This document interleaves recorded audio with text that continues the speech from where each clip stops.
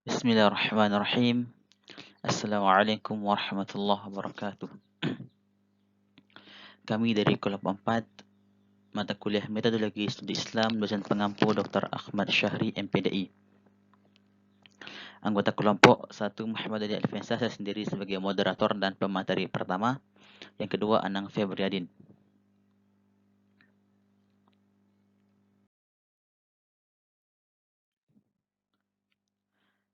Pada video kali ini kami akan menjelaskan tentang pemikiran-pemikiran dalam Islam.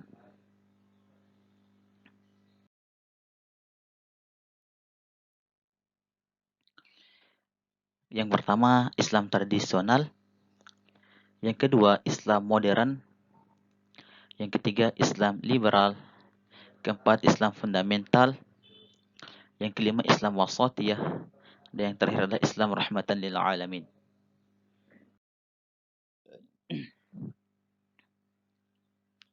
Yang pertama, Islam tradisional. Proses islamisasi atau pendidikan Islam menggunakan cara tradisional. Jadi yang pertama-tama dalam proses pendidikan Islam itu menggunakan cara tradisional, di mana mereka fokus mengajarkan ilmu agama saja, belum ke sainsnya. Belum dikombinasikan atau dikembangkan menjadi ilmu pengetahuan dan teknologi seperti saat ini. Yang kedua, Islam tradisional juga sangat mengedepankan spiritualisme dan kekuatan batin. Jadi dalam Islam tradisional itu kekuatan batin atau spiritual itu menempati tempat yang sangat tinggi, sehingga sufisme itu sangat kental dalam Islam tradisional. Kemudian Islam tradisional juga memiliki corak yang berbeda-beda di setiap daerahnya, karena tidak jarang kebudayaan daerah setempat melebur dengan kegiatan Islam. Jadi banyak sekali kita temukan saat ini akulturasi antara ajaran Islam dengan kebudayaan-kebudayaan lokal, di mana kebudayaan-kebudayaan lokal tersebut telah mengalami proses islamisasi, sehingga kebudayaan yang semula tidak sesuai dengan ajaran Islam dibuat sesuai dengan ajaran agama Islam untuk memudahkan masyarakat dalam bermasyarakat dan juga beragama Islam.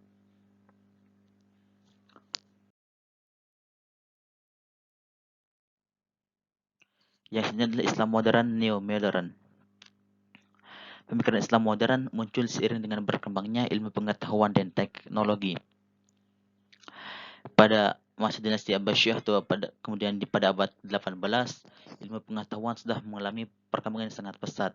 Perkembangan yang sangat pesat ini mempengaruhi pemikiran Islam modern, di mana mereka berusaha memiliki sifat terbuka terhadap perkembangan zaman, sehingga setiap perkembangan-perkembangan terhadap teknologi yang ada mereka selalu terima dan berusaha mengkombinasikan antara ajaran agama Islam dengan sains, sehingga sains-sains tersebut mendapatkan penjelasan dari perspektif agama, sehingga Islam mempunyai peran andil yang sangat besar dalam proses islamisasi daripada perkembangan teknologi tersebut, sehingga Islam mampu mengontrol atau mengendalikan perkembangan zaman, dan juga Islam tidak terlihat ketinggalan zaman.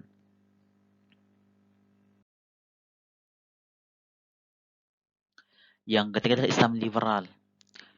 Islam liberal atau pemikiran Islam liberal ini sangat berhubungan erat dengan paham liberalisme di Barat, di mana ketika itu para kaum Kristen sudah memulai meragukan tentang keautentikan daripada Bible dan mulai meragukan daripada gereja, sehingga umat-umat Islam yang memiliki paham atau pemikiran liberal ini juga memulai meragukan terhadap kebenaran daripada Al-Quran, dan ini merupakan paham yang sangat berbahaya jika tetap dibiarkan. Mereka juga atau paham liberal Islam liberal ini tidak mengakui adanya kebenaran mutlak, yang kalau kita biarkan sangat-sangat meresahkan dan mengkhawatirkan terhadap kedepannya, karena agama Islam tuh ajaran agama Islam tuh bersifat mutlak. Kebenarannya sudah bersifat mutlak, jika diragukan lagi seperti kebenaran keautentikan Al-Quran, maka keimanan kita itu sudah terganggu, karena dalam Al-Quran disebutkan inna nahnu nazzalna dzikra wa inna lahu lahafizun. Sesungguhnya kami telah menurunkan Al-Quran dan kami pula yang telah menjaganya. Dari ayat tersebut sudah jelas sekali bahwa ajaran Islam itu bersifat mutlak, karena Allah sendiri yang berjanji akan menjaganya. Jika kita memiliki paham liberalisme atau liberalisme yang tidak mengakui kebenaran tunggal dan meragukan keautentikan Al-Quran, maka keimanan kita sudah dipertanyakan. Kemudian penjelasan tentang Islam fundamental wasatiyah dan rahmatan lil alamin akan dijelaskan oleh saudara Anang. Keberadian kepadanya dipersilahkan.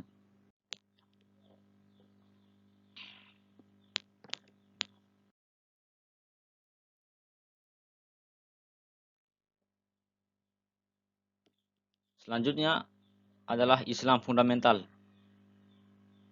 Istilah ini pertama kali muncul di kalangan umat Kristen di Amerika. Dalam Kamus Besar Bahasa Indonesia, kata fundamental berarti kata sifat yang memberikan pengertian bersifat mendasar atau pokok mendasar, diambil dari kata fundamen yang berarti dasar, asas, alas atau pondasi. Dengan demikian, fundamentalisme dapat diartikan dengan paham yang berusaha untuk memperjuangkan atau menerapkan apa yang dianggap mendasar. Selanjutnya, karakteristik Islam fundamental. Yang pertama, cenderung melakukan interpretasi literal terhadap teks-teks suci agama, menolak pemahaman kontekstual atas teks agama, karena pemahaman seperti ini dianggap akan mereduksi kesucian agama. Yang kedua, menolak pluralisme dan relativisme. Yang ketiga, memonopoli kebenaran atas tafsir agama. Dan yang terakhir adalah mempunyai korelasi dengan fanatisme, eksklusivisme, intoleran, radikalisme, dan militanisme.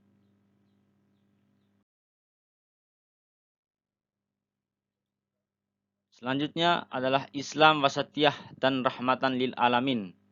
Di sini kami menggabungkan Islam wasatiyah dan Islam rahmatan lil alamin karena mereka memiliki beberapa kesamaan. Di antaranya adalah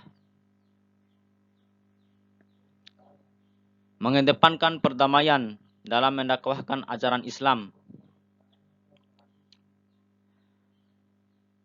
Dalam menyebarkan agama Islam, mereka tidak menggunakan jalur kekerasan yang bersifat radikal, tetapi mereka lebih menggunakan kasih sayang dalam menyebarkan ajaran Islam.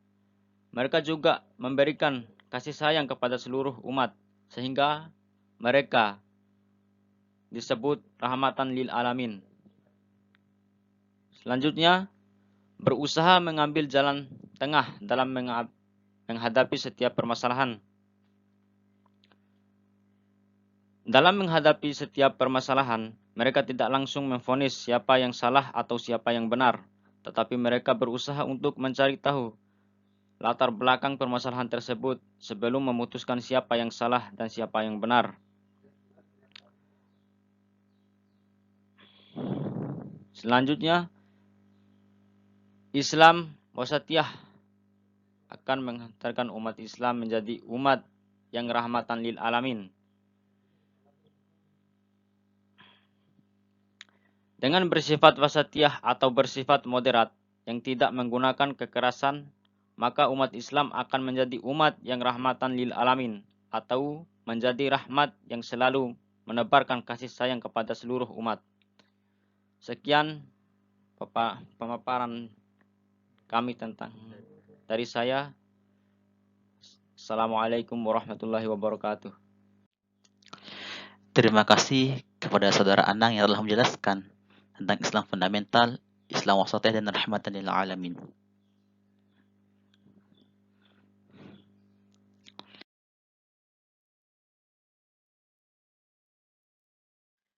Sedikit statement closing dari kami, masa depan adalah milik mereka yang mempercayai keindahan impian mereka.